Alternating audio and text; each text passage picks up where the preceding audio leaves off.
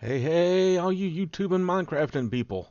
It's Santa JaRyCu coming at you. It's Christmas week 2016, Monday, December the 19th.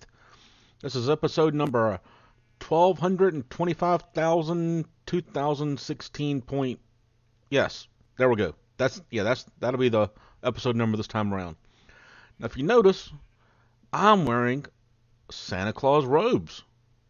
That's right. You know how I've gone headfirst into Botania for the last couple episodes? Well, this episode is going to be the same thing. We're going to be doing some more Botania. I've had to reset the tree farm just a little bit, but it's working splendidly, so I'll show you the changes I made to it. But yeah, I realized that there's some more armor I haven't made yet for Botania besides the Terra Steel. And I wanted to make it, so I made the manaweave. Let me show you this in here. Manaweave? No, not manweave. That'd be a hairstyle that I just can't do. Well, heck. We'll just do this. Alright, so. Okay, it's not currently in there. I guess Vasky changes it for Christmas. But basically, it's armor. I wonder what this does. Normally, it's this bluish armor that looks really, really cool. But for Christmas, it changes to Santa Weave armor. Now, the actual armor protectiveness is not as good as the Mana Steel, Terra Steel, all that armor. But this armor gives you better magical discounts. See, 35% less mana cost when you're doing stuff. That's pretty cool, I believe. So, we've got the armor now. And you build it the same way you build any other armor in the game. 8 pieces for the chest, 7 for the pants, 5 for the head, 2 for the shoes. So, we've got that on now. And I'm Christmas flavored. Ha ha! On a side note, my invisibility cloak is keeping me invisible. I don't know what's up with that. So, we'll just stay invisible. Now, I was out because, like I said, I set up the tree farm 99% right. Not quite 100%, but 99%. The 1% I neglected was, it turns out the munchdews really do eat saplings. Yeah, we're having some chunk loading issues on the server, too. Chunk loading, TPS, all kinds of stuff's going wrong. We're not sure where it's going wrong, but it's not at my place. That much has been determined. But yeah. So I set it up, and the munchdews were eating all the saplings, and I didn't realize it. They were just a little bit too close. I thought I had one of the trees open, and I didn't. So that was my bad right there.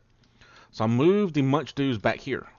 So there's one back here, and if you notice the range, if you look kind of just past the mana spreader in the top center, you can see the very first or last, depending on how you look at it, patch of coarse dirt is not covered by the munchdew, and that means that same thing on this side. So 2 of the trees will be used for mana production. 1 of the trees will be used for sapling production. So that should even us back out. So let's throw all these guys down. Bam. This should pick it back up as soon as it ticks. Let's make sure. Bam. It'll drop it. That guy will grab it, stick it back over here, just like, there we go. There we go. Now you notice I put 1, 2, 3, 4 more agri-carnations out here, the floating style. I didn't have to use the floating. I could have just stuck them in the ground, but I like the floating flowers. They make me kind of happy inside. So that's going on. I also changed, excuse me, this over here. I could have left it with the, what did I have over here? Chiseled living rock bricks. But I didn't. Oh, check that out. It's already doing it. And it still ate some of the leaves, but we'll have enough leaves left over so we can hopefully get some saplings out of it when it ticks. How long before it ticks? Okay. But when I moved all this over, you remember I had the hoppers and stuff pointing out this way? Well, I don't know 100% for certain, but these 2 trees over here were not growing. So I straightened the hoppers out and put them over here, because as long as they're close to this, that's all that really matters. This guy has got a really good range on it, so he can pick up anything. So I'm good with this. Now, let's get rid of these 2. So that way that guy can start throwing them down. We can start getting some more living wood out of this. So yeah, win-win. Let's see how much it's made since the server got reset. Okay, not bad. The TPS, the big deal, ticks per second. You're supposed to, I'll show you this right here. Do I still have one on the screen? You can go to type in Forge TPS. And you see right here it shows Dimension 0 is the overworld. I don't know what this number over here means, but this number over here should be 20. If it's less than 20, your redstone's not going to fire correctly. So what was happening is this goes off every 5 seconds. Remember, we've got a 5-second timer on it, but it will only fire off every third tick or so, which is not good. That's not the whole goal here. So the redstone was all screwy for everything. And I think that was what was happening to the living rock farm too. I think that's why it was getting messed up. The ticks were getting off so it couldn't do things correctly. At least that makes sense to me. Let's go to sleep because it's been snowing up a storm out here. No puns intended. Yeah, let's show you what else we've done because we're starting to make some progress. I got some really cool stuff set up. Oh, that's not good. Okay, I'm stuck in the bed and I don't even know why. So what I have to do is I have to kick myself, kick JaRyCu, give it a second to realize that I kicked myself, let the screen lock up for a second so it knows I kicked myself, and then I was kicked by an operator, which is me. Now we're going to get back into this. Yeah, so you've already noticed there's a really cool gazebo looking building out where the living rock generator used to be. I killed the living rock generator, just like I told you I would in the last episode. I've got over 8,000 blocks of living rocks. I seriously doubt I'll need any more. I mean, I could rebuild the entire 4-story base and still have some left over. Okay. So let's see here. Showed you that. All this is still working the same. Now that we're ticking again, I can put some more bread in here. Let's see. Bread is over here. 1, 2, 3. There we go. And all I do is I stick a stack of bread in each one of the hoppers. There we go. So now we'll refill these with mana, because I've been using mana like bonkers this morning. Uh-oh. There it goes. Okay. Now you're turning the living... Excellent, excellent. Do we get saplings? Yeah, we got a sapling out of that. Excellent. It appears it's working, boys and girls. This makes me pretty happy on the inside. And how many do we have in here now? 14. Okay. We'll see if that's self-sustaining or if I have to move those munchdews some more. I may have to leave 2 of these open. I'm not totally sure, to be honest with you. I've got nothing in the inventory. Okay. That's all I changed on the farm. I straightened out the wood collector over here and added more agri-carnations, which I told you I was going to do anyway. So that's all. Oh, and then that little eyeball looking thing, that is an extra utilities 2 chunk loading award. We've been debating about dropping the FTB utilities out of the pack, which means I would lose the default chunk loaders because it's just causing all kinds of issues, and it's not a good thing at all. All right, so I've been sticking those. Yeah, I showed you some of those inside the base too. So I've been kind of sticking those down where I needed them. Now over here, I've had to upgrade this chest. Remember, it was just a regular spruce chest last episode. Now it's a full diamond chest because look at all the sugarcane in here. This farm is working its tail off. I'm loving that. So we're going to have a ton of sugar and sugarcane pretty soon. Now this building here, I love this building. You know, I've been talking about the Corporeal system now for like 10 episodes, right?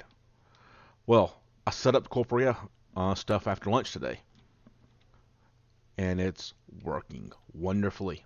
Now this stuff here, this is called Shimmer Wood. Shimmer Wood is a slightly expensive kind of wood, but when I've got all these resources, I don't really care. So you got Shimmer Wood, planks. Those come from... Okay, hang on. I gotta remember how I got to these. Okay, you got living wood. You take the living wood and let's see. You throw it into the portal to get dream wood. Then you take the dream wood and you make planks out of it. Somewhere in here. Here we go. Okay. Then you make the planks out of it. Then you take that and you combine that with Bifrost blocks and you get this Shimmer Wood planks that change color. Now, Bifrost block, nope, sorry, wrong button, recipe, okay. You have to get a rod of the Bifrost, and Alf glass. Alf glass is nothing but mana glass, which is nothing but glass thrown into a mana pool. Then you throw it into an elven portal, then you hit it with the rod of the Bifrost. The rod of the Bifrost stuck over here in the cabinet, but you know what, we're not going to go over there and get it. We're going to show you how this works. So watch this. Now, when I get close enough to this, basically inside of these 4 pillars, you're going to see sparks jump out of this. That's how you know you're close enough to it. So this pink sparks, those will stay circling around as long as I'm inside the radius form, which is why I built this the way I did. So this is called the Corporeal index. This is like the grid for refined storage, or it's like the screen for applied energistics. All you do is you go in here into your chat, just like I was going to talk to Hunter or Sniper, who's on the server right now. And I can say I want a mana steel ingot. Bam! Look at that, and it gave me one. It says I got 26 left in the system. I can get a mystical. Sometimes you can hit tab. I don't think it's working this time. White petal. Bam! I got 72 of those left. Check that out. Now I don't have to do it just one. I can say I want 10 mystical white petals. 10 taken. Look, there's 11 of them. Now putting them back's not so easy. I haven't set up the item return system yet, but check that out. Right now, since I got everything in the storage drawers, I can just double click that and it puts them all back where they're supposed to be. Now there's my rod of Bifrost. That's a pretty cool looking rod, and it's really simple to use. Let's see if I have any more glass up here. What kind of glass was that? That is mana glass. Okay, so I'll show you firsthand how to do this. You take this, throw it in here. Now I've got Alf glass. Now I'll throw this up here, and I get a Bifrost block out of it. The Bifrost automatically changes colors. It just rotates through the color spectrum. You don't do anything. It just rotates. And you can break it with any kind of pick, and you get it back. It's not like regular glass that breaks. So you notice the entire thing is built out of shimmering plank stairs and Bifrost blocks, because the colors are synced up for all of them. It's not going to give you random color combinations, which I thought would be pretty cool, but it doesn't do it. It's actually going to stay synced up like this. I use the floating blue glittering flowers, even though it just says floating blue flower up there. These are the glittering kind. So all four corners are lit up. Now you notice how the snow's being all funky? That's because any kind of light source apparently melts snow. I didn't realize that. I'm kind of not happy about that, because I really wanted this hall to be covered back up in snow again after I cleared it off. That's just not going to happen this time. But let me show you how I set the system up. First off, I'm not going to insult your intelligence. You can look in JEI or NEI, depending if you're in 110 or 17. You can just do at Botania Corporea. And what I did here, what we're using right now, we're using a Corporeal index. You only need one. We're using a master Corporeal spark, which is hidden in the network. You can put it on anything you want to put it on, but it's hidden right now. And a ton of these Corporeal sparks. See, I've got 23 left. I made 32. So that means I've used 9 so far. So here's how you set this up. First off, I will show you one time, just briefly, in case you don't have any I or JEI installed. You need a bottle of Ender Air, which you take an empty glass bottle, go to the end, and just right-click it. And it fills it up with Ender Air. I made a bunch of those. You need Pixie Dust, which is a mana pearl thrown through the Alfheim gate. And you need a spark. And a spark is just 2 blazes, 2 petals of any color, and a gold nugget. So that's pretty simple, right? Sorry if I insulted your intelligence, but I just realized some people may not have any JEI. Okay, so what you have to do is, these sparks have a range of 8 blocks. Any direction, up, down, left, right, sideways, diagonal, whatever. 8 blocks. So this is obviously more than 8 blocks from over here. That's not very good for us. So what I did, this has a spark on it you can't see because the storage drawers are covering it up. We're going to dig down one to the side here. And what you have to do is you put empty chests. They can be full of stuff if you want them to be. It actually doesn't matter. I tend to use just plain old empty vanilla chests. And you put a spark on it. You see there's nothing in there. And so every 8, there's one of these with a spark. Here's the master one, by the way. Now there's another one over there, and that one is with an 8 of the index up there. So if you right click it, it shows you where all they're connected to. You can right click any of them. Doesn't matter which one. Let's go back up here. Let's get my dirt, fill that hole back in, and I'll show you what else we did. What that does is, it's just like putting connectors on refined storage, the cables, or it's just like putting import-outport buses with applied energistics, whatever example you like the best. It basically connects them all together. Notice I've got one floating up here. I've also got one over here on the sugarcane. So there's one floating up there too. Now that one can't be clicked because it's taking up the same space as the hopper hawk. So I can't click on it to show you that it's working. You just have to take my word on it. And so now they're all connected. So anything that has one of those sparks, and those sparks are within 8 blocks. See all the beams shooting out? As long as they're within 8 blocks, come on. I guess there's a cooldown on that. Of another spark, it connects them together. So if I put down another one and I was within 8 blocks, it would automatically sync itself up and be added to the network. And they don't have to be sorted like storage stores. You can just have random chest full of junk, and the system will find it and you'll be able to pull stuff out of it. Now in future episodes, I'm going to show you how to put stuff back into it. But this episode, I wanted to show you how to set them up. And it's very, very, very simple. The Botania book doesn't make it as simple as it is when you read through it, because, you know, Vasky doesn't want to just spell it out for you.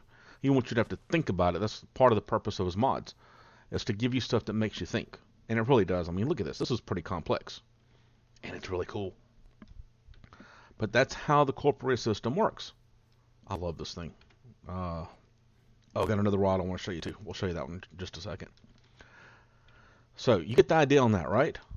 Please leave me comments and questions below to let me know if you understand it or if you need more examples of how to set up the basic system. Now, one more thing I'll add to it, and we're going to use the one over here so you can actually see it. See how there's a little white star floating around it? This little guy right here? That tells you this is the white Corporeal network. That's the default network. You can use any of the floral powder. P-O... Sometimes I can spell it. Any of the floral powders, which you get from just doing... Wow, they expanded that out a little bit. Typically, you need the pestle and mortar, which is just a stick, a wood block, and a bowl, and a petal. And it gives you floral powder. It's just like having dyes. Just an easier way to get dyes if you're into Botania.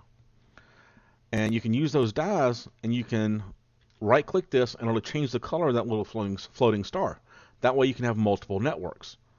So what you'll see me doing in probably the next episode is the white one will be the output network, meaning that's where I'm going to grab stuff from, and we'll have a different color like blue or purple or red or lime or whatever, and that'll be the input network. Now you can only have one of those master Corporeal sparks per colored network. So if I had 2 white ones, well, I don't know what would happen because I've never tried it. According to the book, it's a really bad idea. Let's see. Corporea, basics of Corporea. Let's see. Oh yeah, by the way, whatever you put the master Corporea spark on, it has to be an empty inventory, or you're going to lose access to the stuff inside of that inventory, at least through the network. That's another reason I use empty chests. Let's see. Lastly, having 2 master Corporeal sparks of the same color nearby, while possible, is a bad idea because it causes conflicts and odd behavior. He doesn't tell you what the odd behavior is. I think it's more of a programming limitation than it is anything else. Because, I mean, let's face it, you're going to create, from a programming sense, you're creating 2 arrays with the same index, and that's just not a good idea. I'm sure there's ways around it, but that's why we have 16 different colors. So I'm going to have 16 different Corporeal networks if I want them. I love that Corporeal system, though, because it makes you think, and it's not just point and click like the refined storage we've been using for the last 20 episodes or so. That you actually have to know what you have and be able to get to it. But then again, you don't, because watch this. We're going to make one more thing while we're at it, because this thing trips me out. This is called the Corporeal Crystal Cube. So we need a piece of hourglass, a piece of dreamwood, and one of those Corporeal sparks. So let's go get those ingredients out, which I just threw back in here. So we need one of you, one of you. We're going to put these together and get one of these out. Now this is going to be trippy. Watch this. Let's get a white one. Notice there's 71 white ones up there, right? Right. Now this doesn't have to be close to this. This is just where I'm going to put it. Yeah, we're just going to put it right here for the example. Obviously, I'm not going to let it hang off the edge like that. Now, what you want to do is you want to... See right there? It says there's 0 of them. It's not connected to the network. So what you do is you put a spark on it. So there's no hamburgers in there. But there's 71 mystical white petals in there. So these guys will give you a count of how many you have in the entire network. So if I had, let's throw this one in this chest. Oop, I didn't mean to plant you. In the chest. If I go back over here, after updates, yep, 72 of them in there. How cool is that? Now I can go over here, see the sparks shoot out. I can say mystical white petal. Get one out. So there's one back in my inventory now. And that's back down to 71. Now I don't know where it came out of. Let's see if it came out of the chest or came out of the drawers. It came out of the drawers. But how cool is that? Throw those in there. For now we can throw that up in there. I love how the animation still goes on with the drawers too. That's not a Vasky thing, that's a storage thing, but it's still really cool. But check that out. So this thing, it'll maintain that until I click it with something else. It doesn't clear out. See, I'm right-clicking it with nothing in my hand, it doesn't clear out. So now we've got that going on. And it even gives you a great big tooltip in case you just somehow don't see the cube there. Pretty cool, huh? Now, I wanted to show you this guy here. Rod of the Shaded Mesa. This is my favorite wand in Botania. Some people like the wands where, what do they do? Like you can refill things with water, you can move dirt around, you can level the ground out. And while those are pretty cool, this wand's even better. Watch this. Go up to a mob. I don't think it works on other players. Don't get too close to it. Just start right clicking it. And you can carry that mob around. Don't lead it too far or you drop it. Let's see, the pig's not very happy about this. Especially not if I were to drop him. It'll keep the distance. Like, if you pick up a creeper, it'll keep the creeper far enough away so it doesn't explode. But it's still ticked off at you. If you pick up a skeleton archer, then that skeleton archer is still going to try and shoot you because you're not going to be far enough away from it. But this lets you relocate things. Alright, little guy, let's put you down. Or in the case of mobs you don't like say that, yeah, we can sacrifice. Do y'all care if I sacrifice a pig? I mean, it is just a collection of pixels, but watch this. Woo! Poof. We won't kill him. We'll let him live. We don't need to sacrifice his life in the form of entertainment. But I'll do that with skeletons and slimes and zombies and all that. I'll go out there at night hunting sometimes, and I'll pick them up in the air, get them way up there, and just drop them and watch them die when they hit. It's highly entertaining for me. Haha, let's see how this is doing. Alright, we're still losing saplings, so I'm going to have to move those munchdews to it. They just ate. Let's let it empty out. Okay, that's empty. We're going to move it back a little bit more.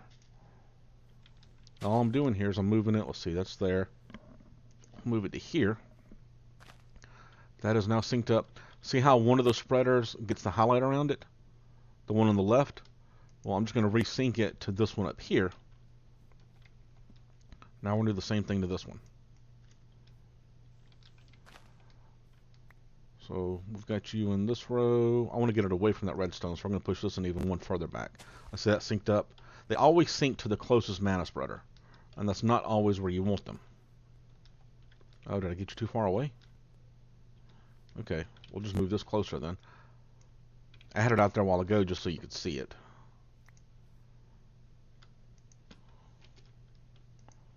Okay, no.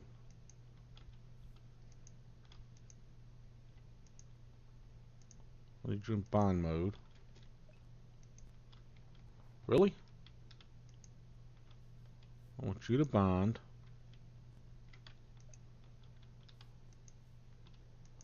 What are, okay, you are going to work for me. I don't care what you think you're going to work for me. Okay, now you're going in there. You, my friend, are going to go to this guy. Alright, you're just not going to play cooperative with me. So we're going to whack you. And we're going to put you one closer, because now you're even with that. Okay. Let's try this one more time. No, not on the mana pool. Sometimes I know how to play this game. Evidently today it's just not that day. Did that work? Okay, good. And that gets us... Okay, now the munchdews, you can see just past the birch tree there. The munchdews now only eat the closest tree to us right now. So now we'll get saplings out of both of those trees, and we'll be good to go. Now maybe my farm won't eat itself, and we'll get a lot more wood out of this. It's the little things, you know. I'm sure there's a reference somewhere I could look at that would have told me exactly how many spaces to count this and that and the other. In fact, if you want to see it, that's 1, 2, 3, 4, 5, 6, 7, 8, 9, 10 spaces. So they'll eat 10 spaces away, apparently. Good to know. Well, guys, that's it for this episode. I just wanted to show you how to set up the Corporeal network, the small modifications I had to make over here to the tree farm, mana farm, and living wood generator. Finally, I didn't say living rock, I said living wood. Woo! Alright, guys. I need your help a little bit. If y'all like the episode, I really need you to hit the like button. Because that, one, tells me you like the episode. And two, it tells me what direction you like me taking. Next episode, we're going to set up a return system for the Corporeal. And we're probably going to set up either the wheat or the cow farm, the milk farm, so we get closer to the cake making machine. And we're going to look at something over here. Let's look at this real quick. One more thing in here. There are challenges in this book, and I want to get through them. Oh, no, not achievements, challenges. Now, we did one challenge the other day. I didn't even realize it. The Sugarcane Farm. This is complete. Create an automated sugarcane farm. Bonus points for no pistons. Well, ours has no pistons, and it's completely 100% automatic. Complete. Tree farm. An automated self-sustaining tree farm. Bonus points if it can do multiple types of tree. Ours could do it, I just didn't set it up. I would just need to add more frames with like an oak sapling and a birch sapling, and then put some oak saplings in the system too, and it could do both. I chose to stick to the birch because it only grows straight up and won't give me this massively weird tree that can mess up things. But this is done, so complete. Flower farm, almost there for that one. This one right here bewilders me. Create a system that produces records for the death of creepers at the hands of skeletons. This doesn't sound very hard. In fact, it'd be pretty easy to do because there's a flower that makes the mobs fight each other. But I've got to figure out how to get the mobs sorted out first. Not completed. There we go.